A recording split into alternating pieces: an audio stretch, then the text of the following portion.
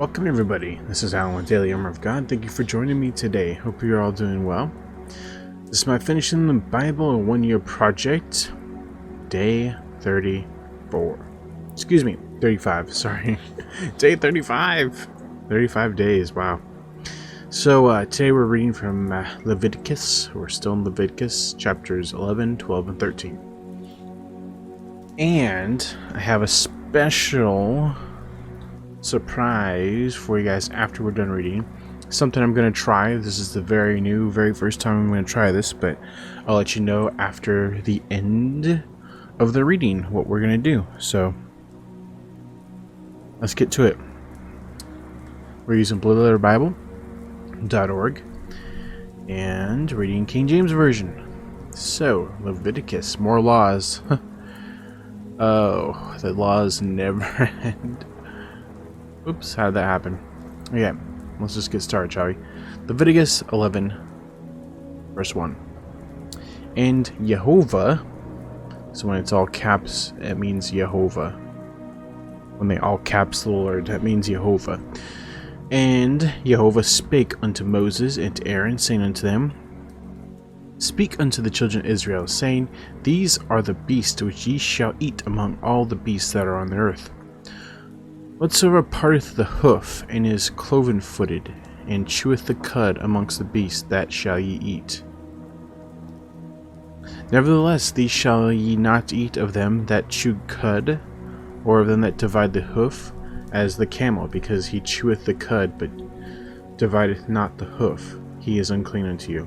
So it's saying the camel is unclean to eat. Okay. I'm pretty sure people eat camel, but I don't know. They're probably not Jewish. I don't know.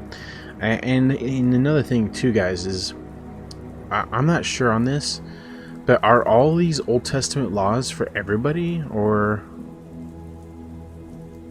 is it just for Jews? Jewish people? I don't know. Anyway, let me know if you guys know. Leviticus 11:5.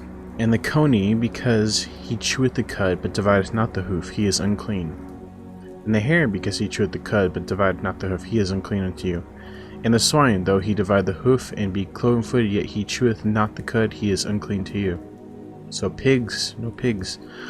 Of the flesh shall ye not eat, and their carcass shall ye not touch, they are unclean to you. These shall ye eat that are in the waters, whatsoever hath fins and scales in the waters, in the seas, and in the rivers, them shall ye eat. Okay, that's what I'm talking about. Oh yeah. Fish. And all that have not fins and scales in seas and the rivers, and all that move in the waters, and of any living thing which is in the waters, they shall be an abomination unto you. What? So if it doesn't have fins and scales, it's an abomination? Oh. So, for example, crabs? Lobster? Is that what it's saying? Like crustaceans, shrimp? Squid? Octopus? Scallops? Oysters? Mussels? That's an abomination? No, those are delicious. Ah, I really hope that doesn't apply to today. It shall be even an abomination to you. Ye shall not eat of their flesh, but ye shall have their carcass in abomination. Oh, I just forgot eel. That means eel, because eel, I believe eel doesn't have scales, and they don't have fins. It's just like a sea snake. Okay, well, that's a shame. Leviticus 11:13. And these are they which ye shall have an abomination among the fowls. They shall not be eaten. They are abomination of the eagle, and the ossifrage, and the osprey, and the vulture, and the kite. After, who would want to eat a vulture anyway? Okay, moving on. Every raven, yeah, after his kind. I would not eat a raven or an owl. And the night owl, and the nighthawk, and the cuckoo, and the hawk after his kind. The little owl, and the cormorant, and the great owl, and the swan, and the pelican, and the gier eagle, and the stork, and the heron after her kind, and the lapwing, and the bat. All fowls that creep going upon all fours shall be an abomination to you. Yet these may ye eat every fine creeping thing that goeth upon all fours, which have legs above their feet, to leap withal upon the earth. Even these of them ye may eat, the locust after his kind, and the bald locust after his kind, and the beetle after his kind, and the grasshopper after his kind. But all other flying creeping things which have 4 feet shall be an abomination unto you. And for these ye shall be unclean. Whosoever toucheth the carcass of them shall be unclean until the even. And whosoever beareth aught of the carcass of them shall wash his clothes and be unclean until the even. The carcass of every beast which divideth the hoof and is not cloven-footed, nor cheweth the cud, are unclean unto you. Every one that toucheth them shall be unclean. And whosoever goeth upon his paws among all manner of beasts that go on all fours, those are unclean to you. Whoso toucheth the carcass shall be unclean, even until the even. And he that beareth the carcass of them shall wash his clothes, and be unclean until the even. They are unclean unto you. These also shall be unclean unto you among the creeping things that creep upon the earth, the weasel, and the mouse, and the tortoise after his kind, and the ferret, and the chameleon, and the lizard, and the snail, and the mole. These are unclean to you among all that creep. Whosoever doth touch them, when they be dead, shall be unclean until the even. And upon whatsoever any of them, when they are dead, doth fall, it shall be unclean, whether it be any vessel, wood, or raiment, or skin, or sack, whatsoever vessel it be, wherein any work is done, it must be put into water, and it shall be unclean until the even. So it shall be cleansed. And every earthen vessel whereinto any of them falleth, whatsoever is in it shall be unclean, and ye shall break it. Of all meat which may be eaten, that which on which such water cometh shall be unclean, and all drink that may be drunk in every such vessel shall be unclean.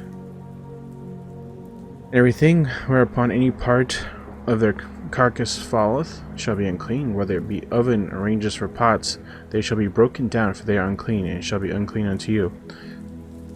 Nevertheless, a fountain or a pit, wherein there is plenty of water, shall be clean, but that which toucheth the carcass shall be unclean. If any part of the carcass fall upon the sowing seed which is to be sown, it shall be clean. But if any water be put upon the seed, and any part of the carcass fall thereof, it shall be unclean unto you.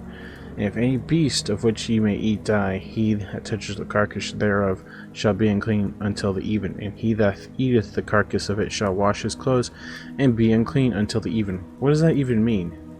Until the even. I don't know. He also that beareth the carcass of it shall wash his clothes, and be unclean until the even. And every creeping thing that creepeth upon the earth shall be an abomination, it shall not be eaten. Whatsoever goeth upon the belly, and whatsoever goeth upon all fours, or whatsoever hath more feet among all creeping things that creep upon the earth, them ye shall not eat, for they are an abomination. Ye shall not make yourselves abominable with any creeping thing that creepeth, neither shall ye make yourselves unclean with them, that ye should be defiled thereby. For I am Yahweh, your God. Ye shall therefore sanctify yourselves, and ye shall be holy, for I am holy. Neither shall ye defile yourselves with any manner of creeping thing that creepeth upon the earth. For I am Yahweh, that bringeth you up out of the land of Egypt, to be your God. Ye shall therefore be holy, for I am holy.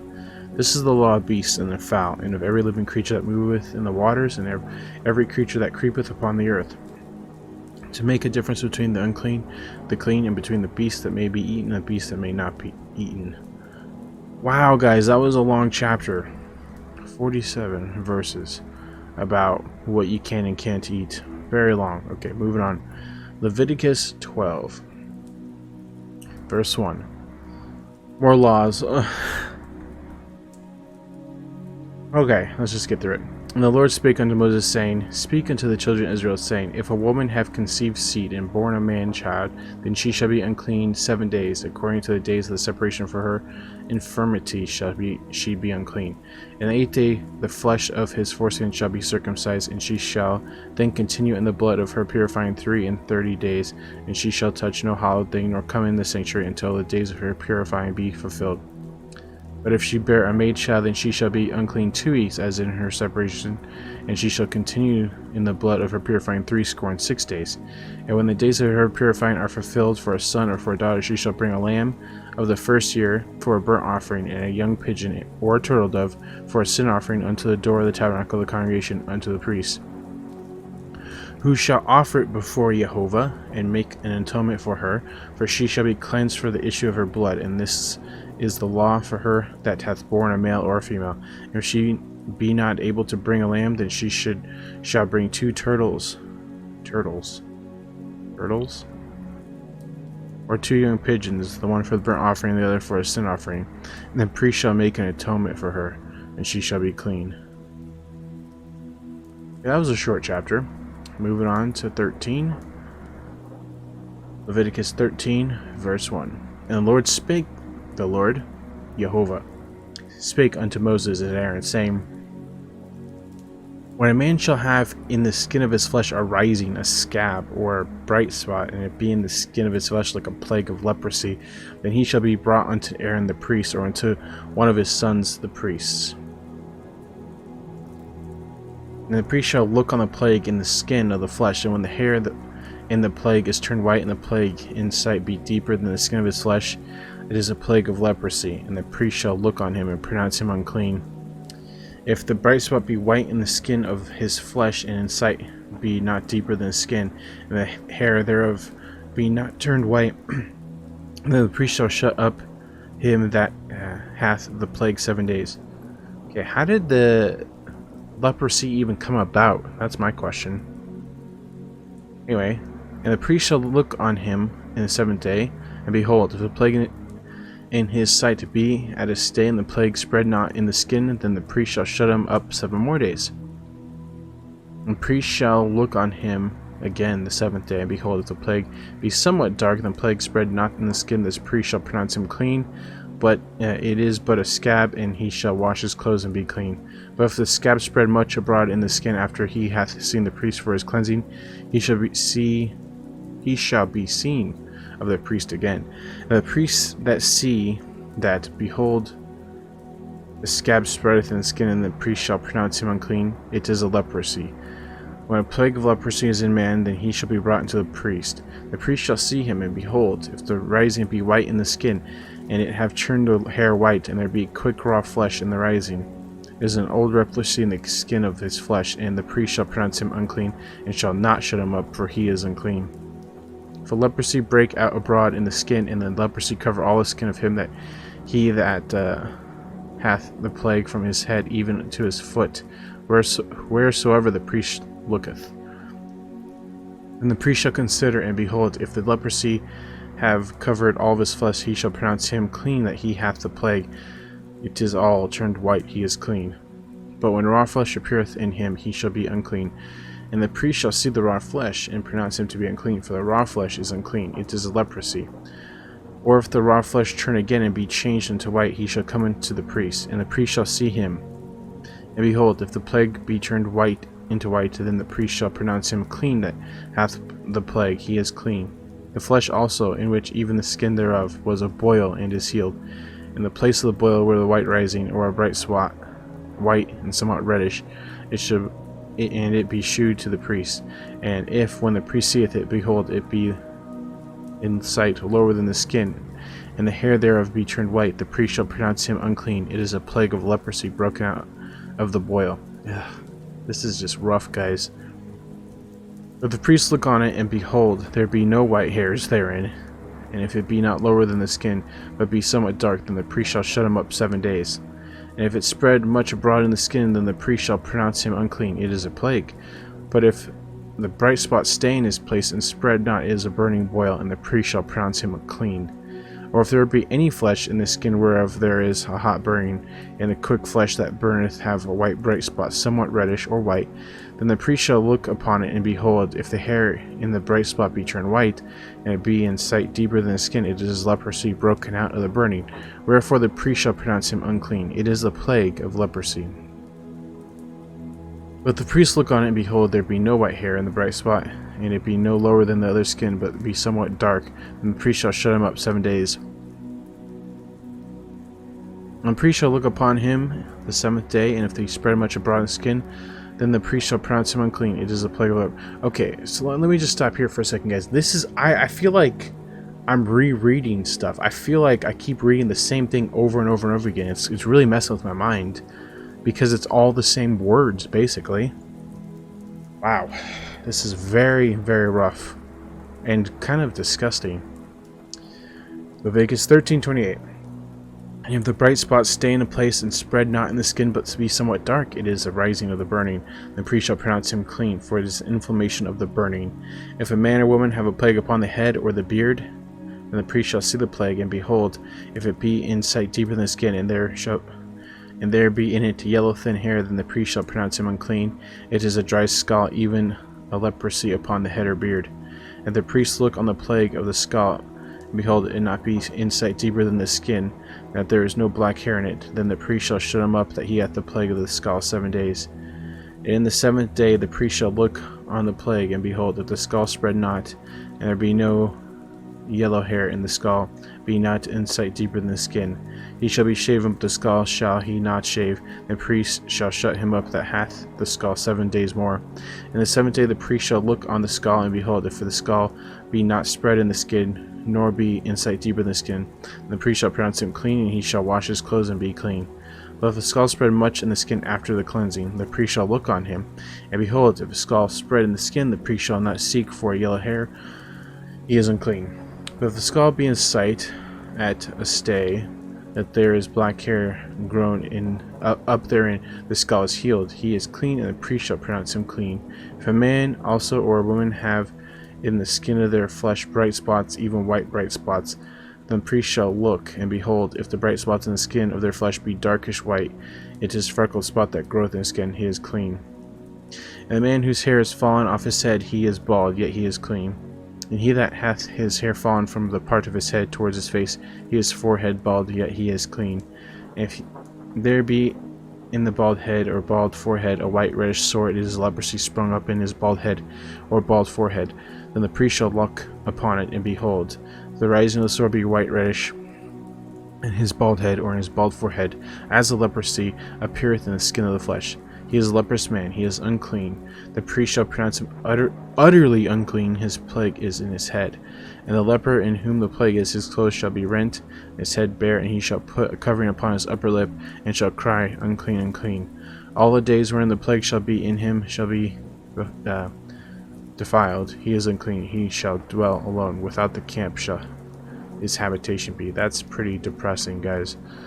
The garment also that the plague of leprosy is in, whether it be a woolen garment or a linen garment, whether it be in the wrap or woof or linen or woolen, whether in a skin or anything that made of skin.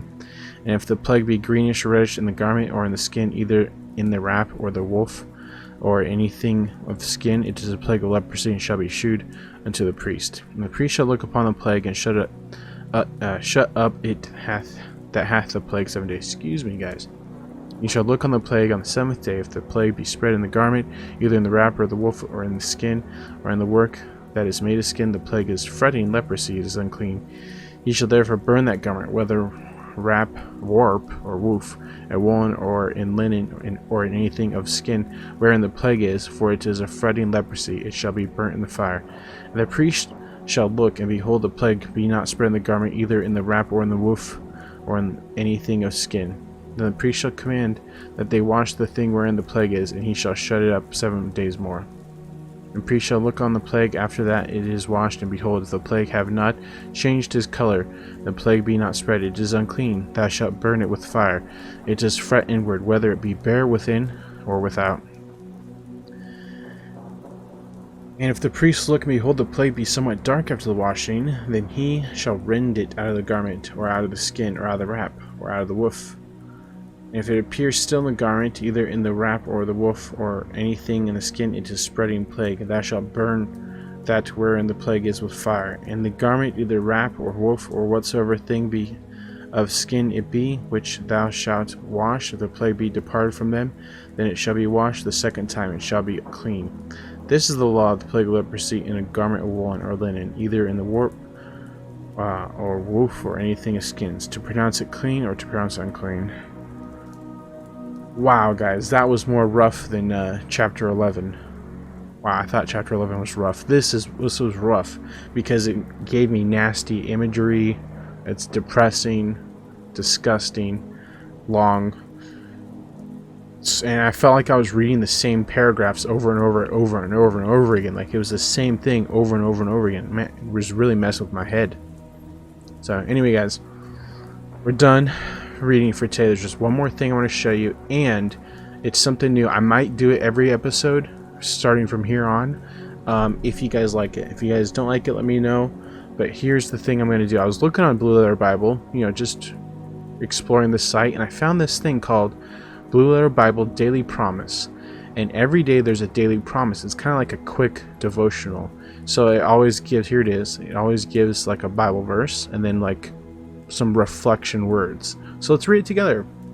I want to read it, and if you guys want to listen, feel free. So today, March 29th, here's the daily promise for today. Every day it's something new, and it's pretty cool. It's like a daily Bible verse sort of thing, which it is, a daily Bible verse, and then talking about it. So it's really cool. So today is, humble yourselves in the sight of the Lord, and he shall lift you up. James 4:10. So the reflection. This conditional promise can be misused by some who have ulterior motives. But when we truly humble ourselves in the Lord's sight, it can go in no way be for our own lifting up. True humility would put ourselves last, and that is what makes this paradoxical truth so amazing. We cannot lift our own selves up. It is only God who is able to do that, and he only does that when we are humbled before him. We also saw this demonstrated in Christ, who humbled himself to the point of death, even the death of the cross, yet God exalted him. Philippians 2:8-9. Interesting. Okay, so with that, guys, I am going to close in prayer, and this one really speaks to me because I'm trying to humble myself before Jehovah. Every day I try to humble myself, and in my prayers I try to be humble, and I really want to be. I don't want to fake it, and I don't want to be a phony. I really want to be truly humble. So this one speaks to me. Samuel, let's pray. Dear Lord Jehovah, thank you for today. Thank you for all you've done for us. Thank you that we're able to read your word, and I pray that we are all able to humble ourselves before you. Thank you again for everything you've done. I pray you draw closer to us, Lord. In your precious holy name, Yahweh. Amen. Thank you guys so much for watching, and hopefully see you tomorrow. Have a good evening, morning, night, wherever you're at. And as always, TTFN. Ta-ta for now. See you later, guys. Ta-ta. God bless. Put God first in everything you do. Bye-bye.